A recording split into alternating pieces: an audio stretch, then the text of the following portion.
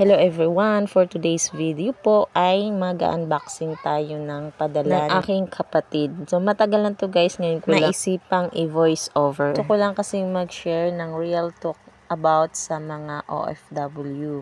Kasi alam nyo naman na hindi madaling maging OFW. Akala kasi ng iba pera-pera lang, pero sa totoo lang, dugo, pawis at luha ang puhunan. Kaya kapag nagpadala sila ng balikbayan box, huwag mong sukatin sa laman, sukatin mo sa sakripisyo. Alam nyo kasi, bawat laman ng box na to ay may kwento.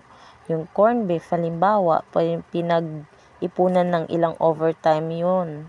Tapos yung chocolate, hinati-hati ang budget kasi mahal din yan doon. Akala nyo lang mura. At syempre, ang pinaka-importante, ang laman ng box na to. Pagmamahal. Kasi kahit gaano kahirap sa abroad, iniisip pa rin nila tayo. Ganyan nagmamahal ang mga OFW. Minsan may mga unexpected na laman. Halimbawa, uy ano to, sapatos, size 8 pero size 10 ako.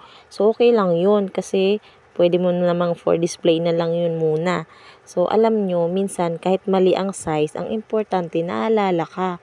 Kung halimbawa, mayroong lotion na naman, sasabihin mo, pang-apat na buti na to feeling ata ni ate, makinis na ako dito. Pero sige lang, kasi gagamitin natin yan para naman maiba ang aura. Pwede ka rin mag-share sa kapitbahay or sa mga kamag-anak mo. Kaya para sa mga OFW, alam ko na gaano kasakit maging malayo sa pamilya. So, hindi biro ang magtrabaho sa ibang bansa. Araw-araw may pagsubok.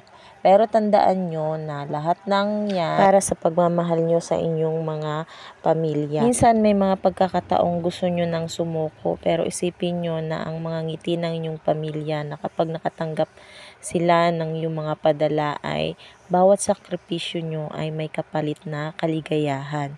Hindi man nyo madalas mararamdaman, pero ang bawat sentimento, ang bawat oras na ginugol nyo dito, may halaga hindi lang para sa inyo, kundi para sa kinabukasan ng inyong pamilya. Sa pamilya, kailangan talagang magtulungan at patuloy na magsikap dahil ang tagumpay natin ay tagumpay ng bawat isa sa atin. Kaya sa lahat ng may kapamilyang OFW, huwag nating sayangin ang pinapadala nila. Higit sa lahat, huwag nating kalimutang pasalamatan sila. Sa hirap ng buhay sa ibang bansa, hindi lang sila nagpapadala ng box, nagpapadala sila ng puso nila. Sa lahat ng mga OFW, tandaan nyo na bawat paghihirap ay may layunin. Lahat ng pagod nyo, sakripisyo at lungkot ay may halaga sa huli. Magtiwala lang kayo na ang mga ginagawa nyo ay may magandang patutunguhan. Pray always. Mahal namin kayo.